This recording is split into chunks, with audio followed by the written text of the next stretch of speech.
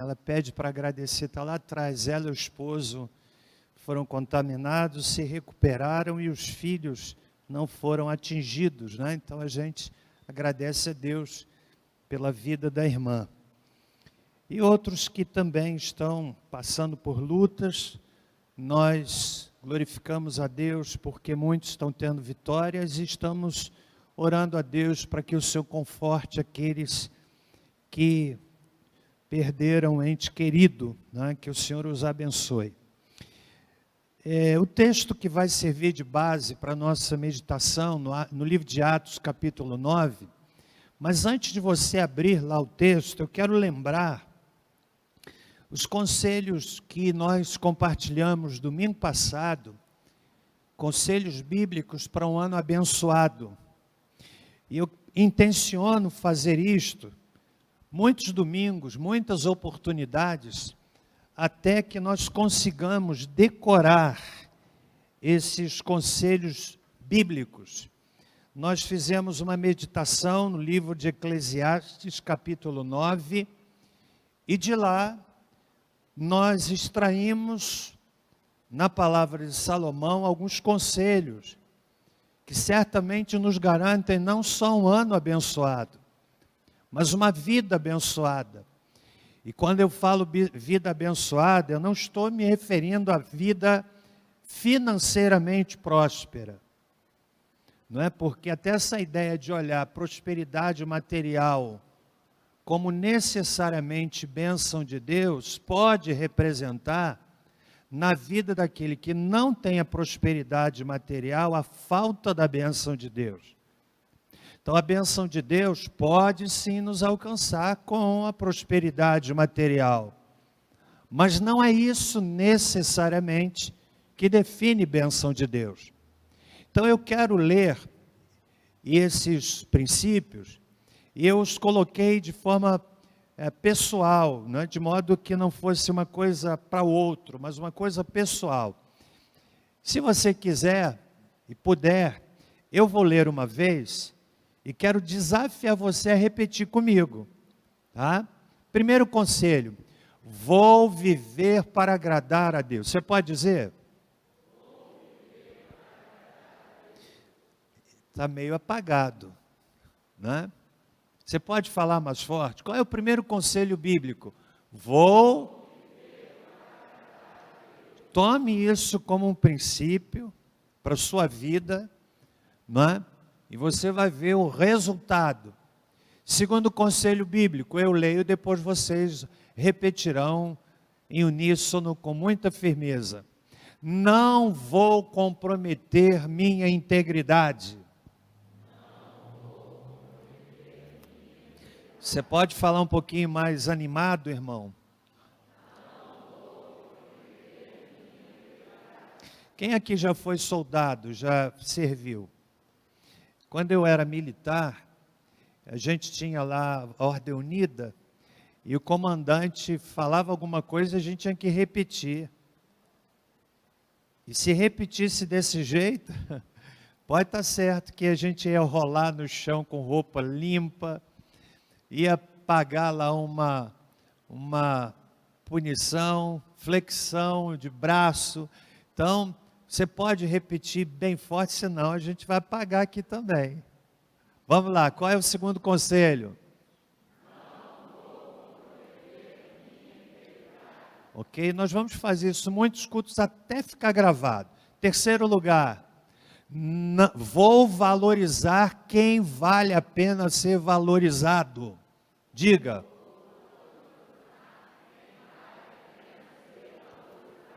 Significa dizer não valorizar aquilo que não vale a pena ser valorizado. Às vezes a gente valoriza aquilo que não vale a pena. Opiniões, até pessoas. Não é que a gente queira o mal das pessoas. O desafio cristão é de orar por todo mundo, mas não vamos valorizar aquilo que não vale a pena. E lá eu coloquei um subtema, que é o seguinte, avance aí, irmão. Não, tem um subtema lá, que era, não foi colocado, Pedro? Cadê o Pedro? Não? Vou valorizar quem vale a pena ser valorizado, mas eu coloquei lá também.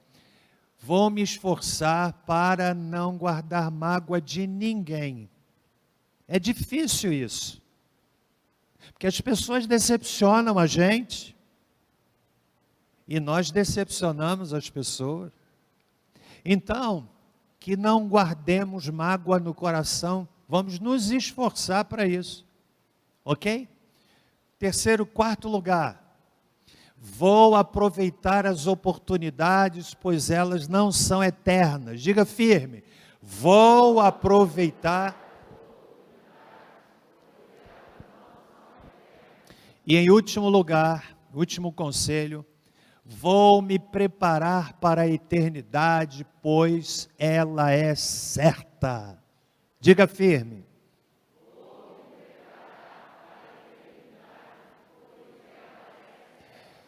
Sugiro a você copiar, escrever, colocar no seu banheiro, colocar na sua geladeira, colocar no seu carro. Guarde isso. Você vai ver o bem que vai lhe fazer. Você não consegue isso de um dia para o outro. É um exercício diário. Vou viver para agradar a Deus.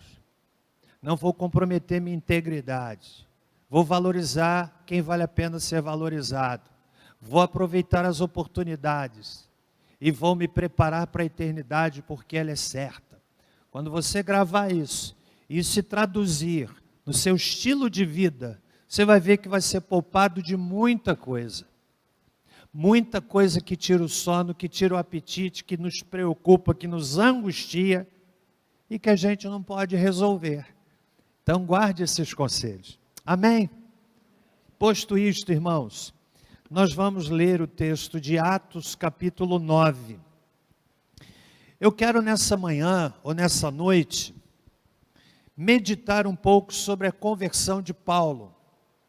E o tema da nossa reflexão é: conversão é uma obra do Espírito Santo no coração humano. Conversão é uma obra do Espírito Santo no coração humano. E eu quero estudar com o irmão a conversão do apóstolo Paulo, este homem de Deus, que tem aqui no capítulo 9 o registro da sua conversão. Diz assim a palavra: Saulo, respirando ainda ameaças e mortes contra os discípulos do Senhor, dirigiu-se ao sumo sacerdote e pediu-lhe cartas para as sinagogas de Damasco, a fim de que, se encontrasse alguns daquela seita, quer homens, quer mulheres, os conduzisse presos a Jerusalém. Aproximando-se ele de Damasco, na sua viagem, subitamente o cercou um resplendor de luz do céu.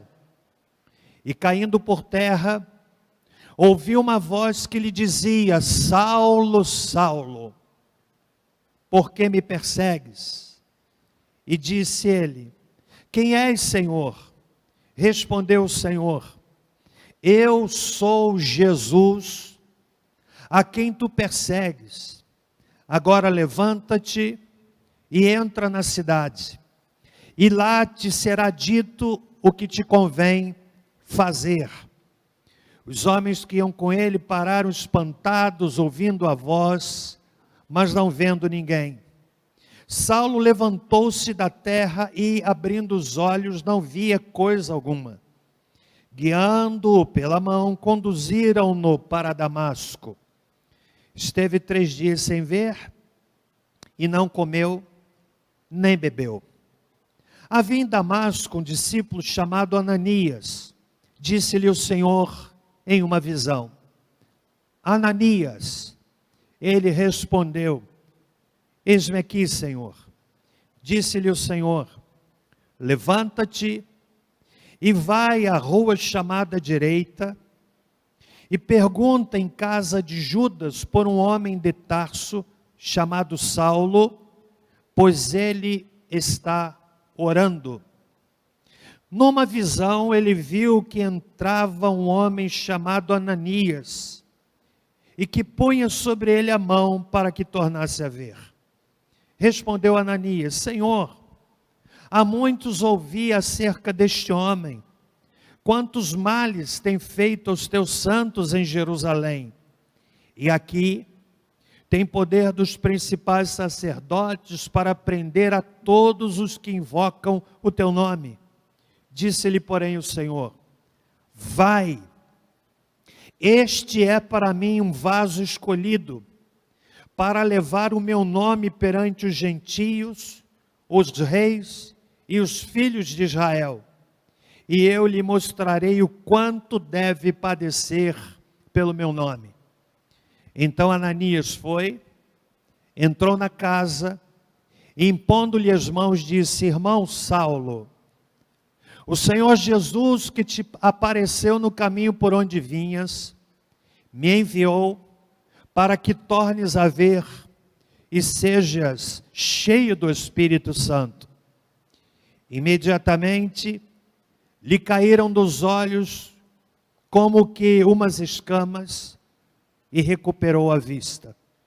Levantando-se, foi batizado. Depois de ter comido, sentiu-se fortalecido.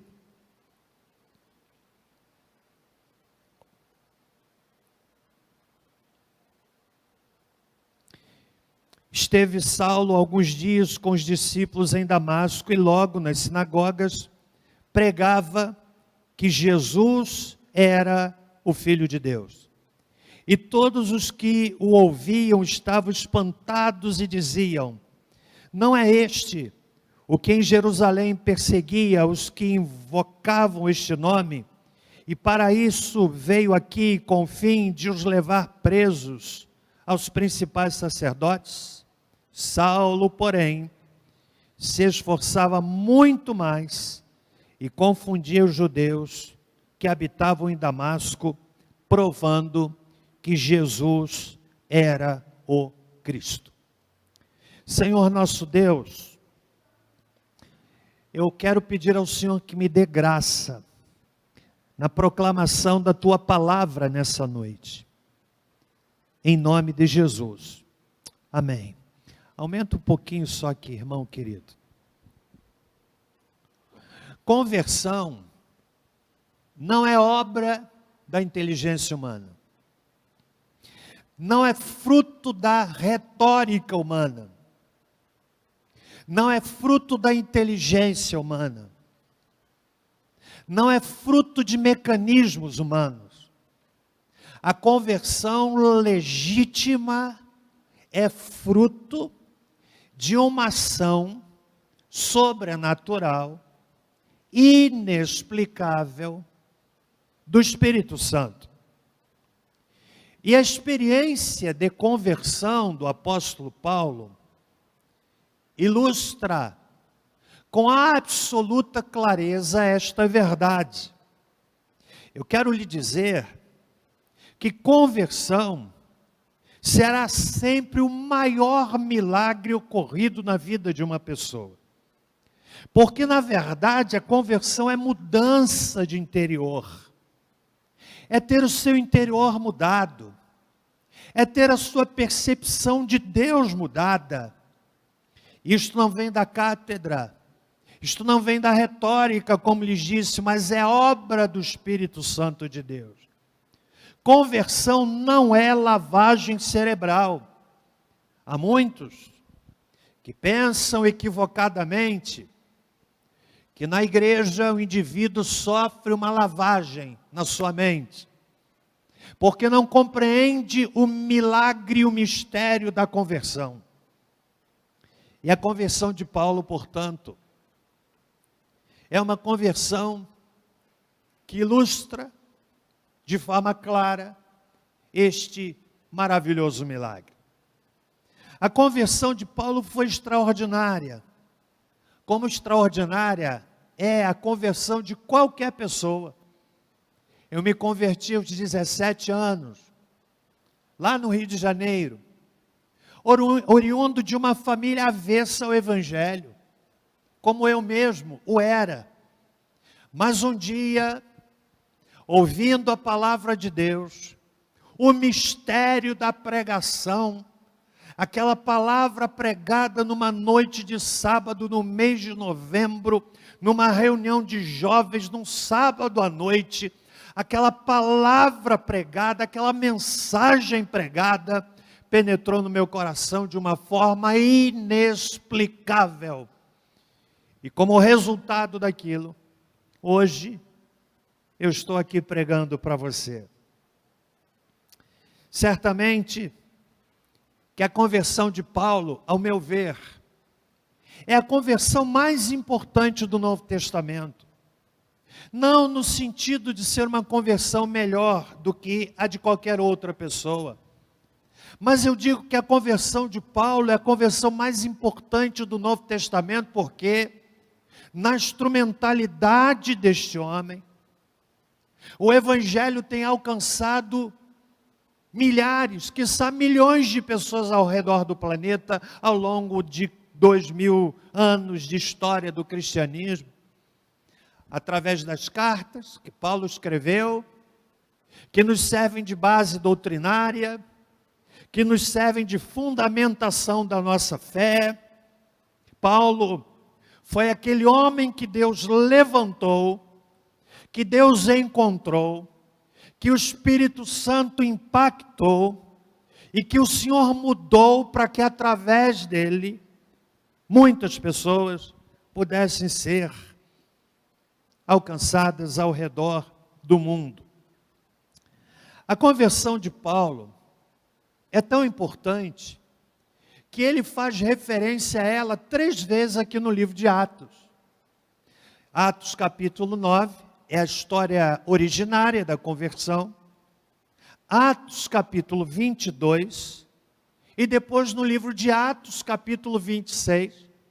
Por 3 vezes o livro de Atos lança luz sobre a conversão do apóstolo Paulo.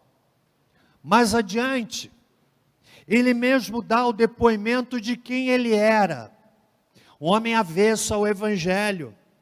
Em Gálatas capítulo 1, versículo 13 e seguintes, Filipenses capítulo 3, ele diz o que ele era: um homem duro, um homem truculento, um homem que perseguia, um homem que maltratava os servos de Deus. Para você ter ideia, capítulo 7 de Atos nos informa de que Paulo foi testemunha ocular do primeiro martírio de Estevão. Ele cuidava das vestes daqueles que apedrejavam a Estevão, um santo homem de Deus.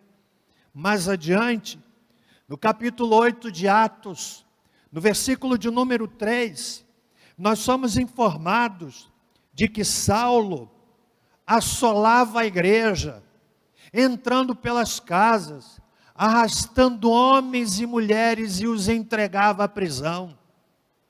É aquele tipo de homem para quem nós olhamos e dizemos: improvável. Há pessoas que nos parecem mais prováveis ao Evangelho. Eu conheço muitas delas, pessoas sensíveis, que ouvem o Evangelho com uma doçura, são abertas ao Evangelho. Gente para as quais a gente fala e muitas vezes num primeiro contato, nós as convidamos a entregar o coração a Jesus e sem titubear, sem pensar 2 vezes, elas dizem: eu quero Jesus na minha vida.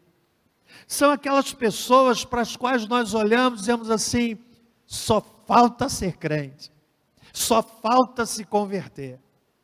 Mas há outros que aos nossos olhos parecem improváveis, pessoas duras, que zombam, que escarnecem, que ridicularizam, que fazem questão de escarnecer daquele menino crente lá no seu trabalho, que faz questão de escarnecer daquele colega crente lá na sua faculdade. Pessoas truculentas, maldosas, que escarnecem dos crentes.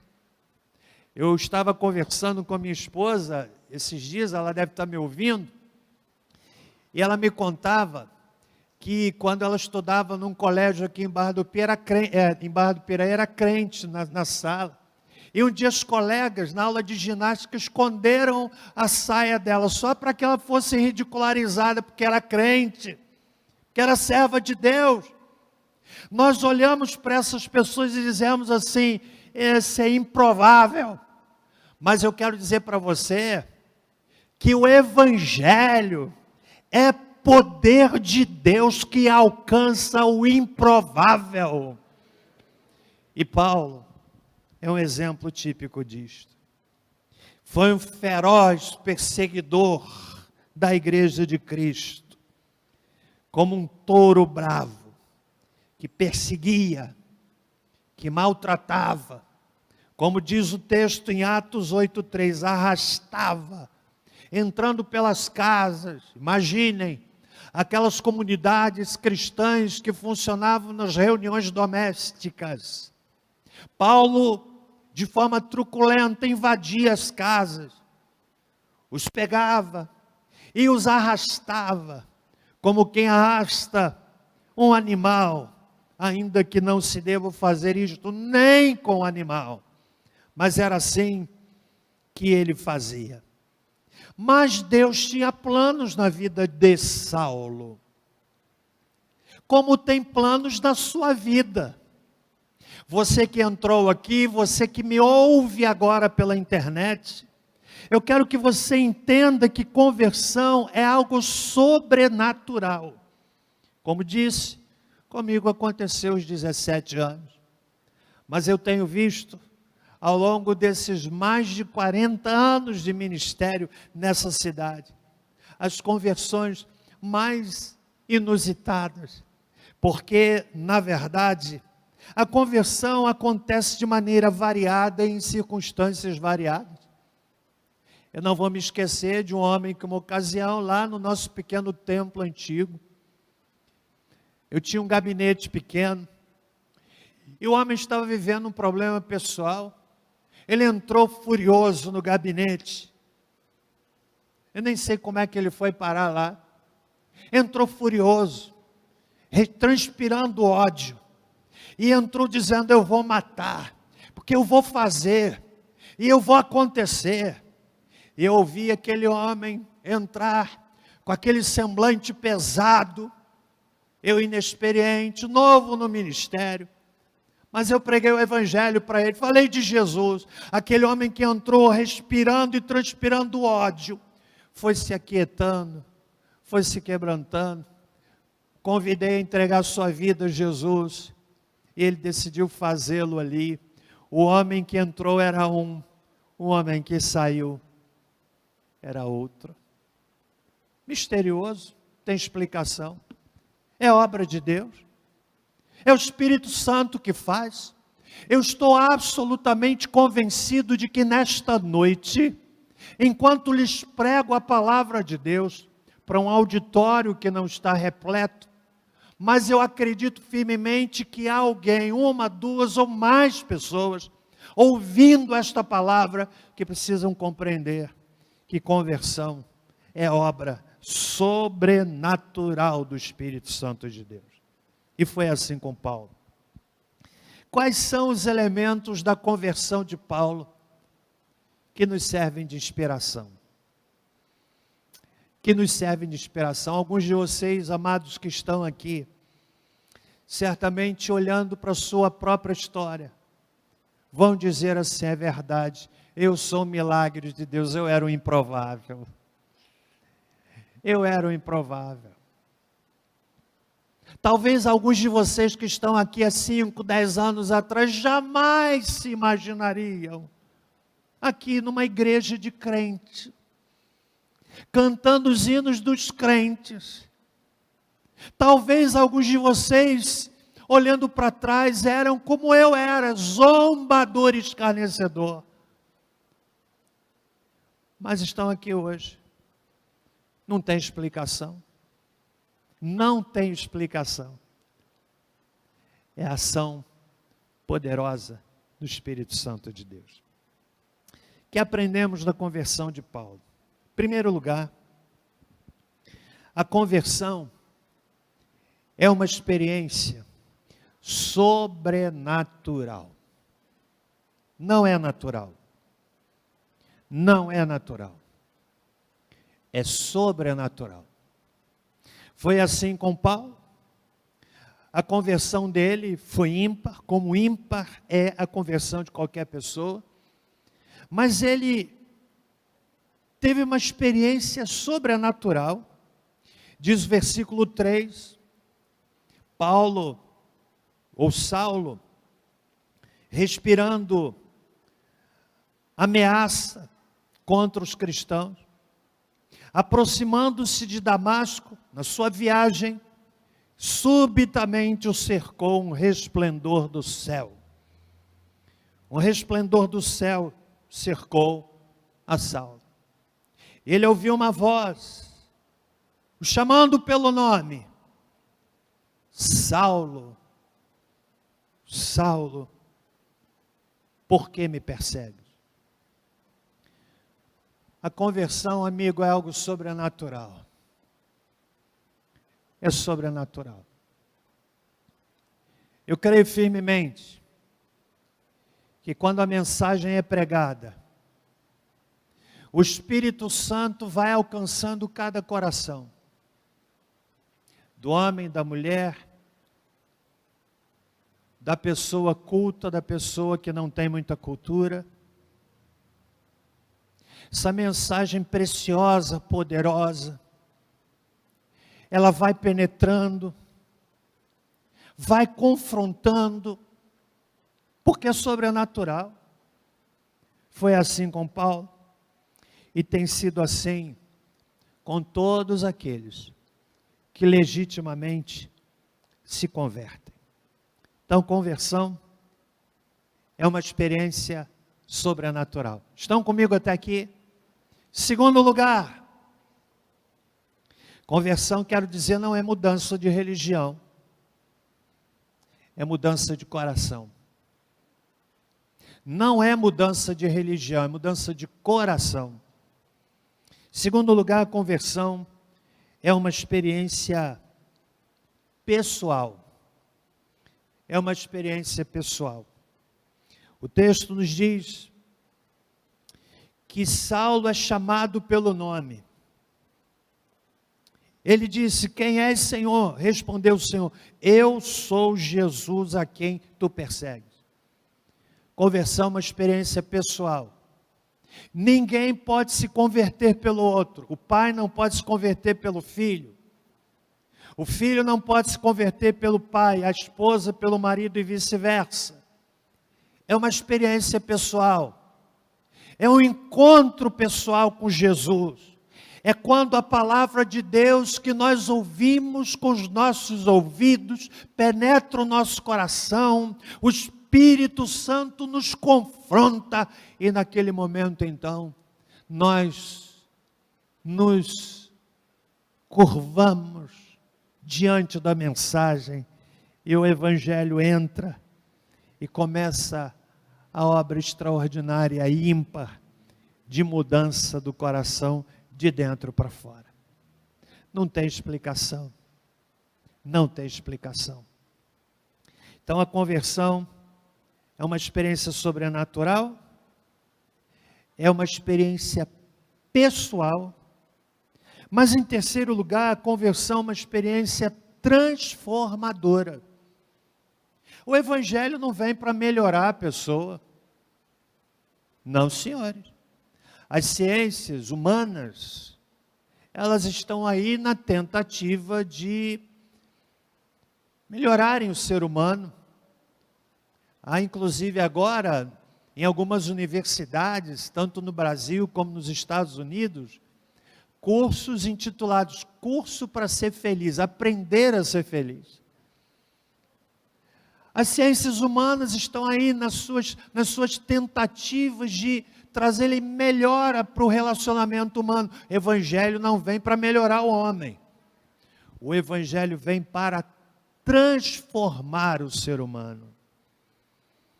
E foi isso que aconteceu com Saulo. Versículo 7. Os homens que iam com ele pararam espantados, ouvindo a voz, mas não vendo ninguém. Saulo levantou-se da terra, ou seja, literalmente ele caiu do cavalo, e abrindo os olhos, não via coisa alguma. Guiando-o pela mão, conduziram-no para Damasco. Esteve 3 dias sem ver, e não comeu, e nem bebeu. Saulo cai de um jeito, e se levanta de outro. Isso tem um nome: conversão. Muda coração. O pai truculento, bruto, estúpido, convertido, se torna um pai dócil. A esposa ríspida, convertida, se torna uma esposa dócil.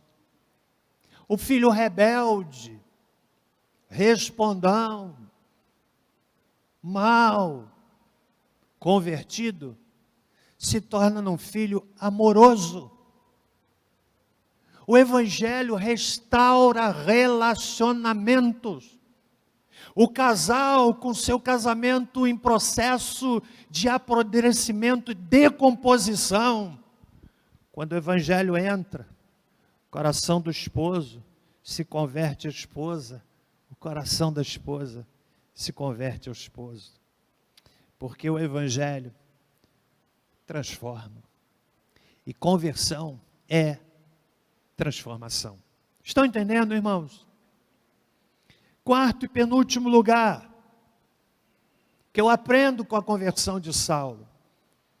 Conversão de Saulo é uma experiência sobrenatural, é uma experiência pessoal, é uma experiência transformadora, mas também uma experiência consagradora. Quem legitimamente se converte, no ato da conversão, o seu coração já é inclinado naturalmente às coisas de Deus. Diz o verso 11, o Senhor disse, falando a Ananias: levanta-te e vai à rua chamada à direita e pergunta em casa de Judas por um homem de Tarso chamado Saulo, porque ele está orando. O homem havia acabado de se converter. E a identificação que o céu tem daquele homem na terra é de que ele estava orando. Sabe por quê? Porque a conversão é uma experiência consagradora. A pessoa verdadeiramente convertida, ela quer ler a Bíblia, ainda que não entenda. Ela quer orar, ainda que não saiba. Ela tem prazer de estar envolvida com as coisas de Deus, porque se converteu, não tem explicação. Ela sente um desejo tremendo de conhecer mais de Deus, então ela muda até os seus hábitos musicais.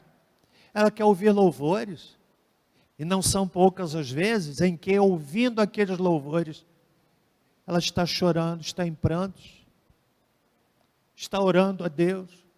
Começa a perceber a necessidade da sua família que precisa de Jesus. Começa a perceber a necessidade da esposa, do esposo, dos filhos. E começa a orar. E começa a pedir: Deus, aquilo que me alcançou, essa mensagem bendita que transformou meu coração, que transforme também o coração do meu esposo, da minha esposa, dos meus filhos. Porque a conversão é uma experiência consagradora. A verdadeira,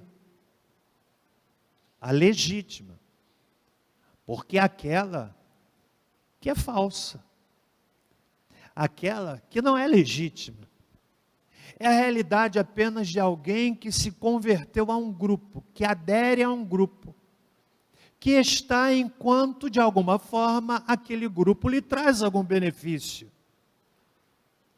Mas na medida em que vêm as lutas, que vêm as dificuldades, não houve conversão legítima, não houve transformação de coração, e lá se vai aquela pseudo-conversão, uma conversão que não é verdadeira. Então, estou dizendo aqui que a conversão de Saulo é uma experiência sobrenatural. A conversão de Saulo é uma experiência pessoal. A verdadeira conversão é uma experiência transformadora. É uma experiência consagradora. E, por fim, é uma experiência vocacionadora.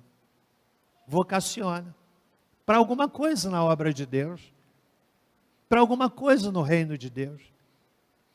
O texto diz que o Senhor Jesus, falando a Ananias, no verso 15, diz assim: vai, este é para mim um vaso escolhido, para levar o meu nome perante os gentios, os reis e os filhos de Israel, e eu lhe mostrarei o quanto deve padecer pelo meu nome. Hoje pela manhã nós analisávamos o último capítulo do livro de Atos. Paulo sai de cena, as luzes se apagam, as cortinas descem, Paulo desaparece do cenário público. Os estudiosos dizem que ele sofreu martírio no ano 67, ficando 2 anos preso numa prisão domiciliar em casa. Sai de cena. Mas o quanto este homem foi usado para pregar a palavra de Deus, porque a conversão também o vocacionou. O vocacionou para o ministério missionário. Há outros que são vocacionados para o ministério pastoral. Há pessoas que se convertem e no dia da sua conversão, misteriosamente, elas já se sentem chamadas a pregar o Evangelho. Não tem explicação. Não tem explicação. Porque é assim. A nossa mente é aberta. A nossa compreensão é aclarada e nós começamos a pensar: meu Deus, eu posso ser útil à obra de Deus. Nessa noite, nessa breve reflexão, em que tratamos da conversão de Saulo, a minha oração é que isto inspire você, amigo, que me ouve aqui ou em casa, compreendendo que a conversão não é mudança de religião, mas é sim uma experiência sobrenatural, uma experiência pessoal, uma experiência transformadora, uma experiência consagradora e uma experiência vocacionadora. Eu quero nessa noite, se você ainda não entregou sua vida a Cristo, se você ainda não se rendeu a Jesus, eu quero desafiá-lo a fazer isto nesta noite. Curve a sua cabeça.